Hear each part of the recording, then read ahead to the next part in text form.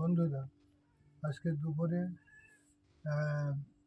মাংস হলো, টেংরা মাছ দিয়ে একটা পাতলা ঝোল হয়েছে, আর ধুন্দুলির ঝোল হয়েছে, আর ঢেঁড়স ভাজি হয়েছে।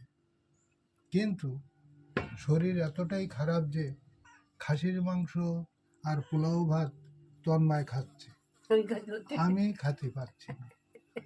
আমার এই টেংরা মাছের ঝোল আর এই ঢেঁড়স ভাজা দিয়ে খাবো।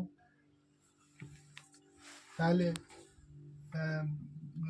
শরীর কতটা খারাপ হয়েছে যে আমার লোভনীয় খাসির মাংস আমি খেতে পাচ্ছি না। কারণ তন্ময় আমার সামনে বসে খাবে আর আমার দেখা লাগবে। তা তোমরা মাঝে মাঝে খাসির মাংস বা মাছ দিয়ে এরকম পাতলা ঝোল খেয়ে ভালো লাগবে। ধন্যবাদ সকলকে।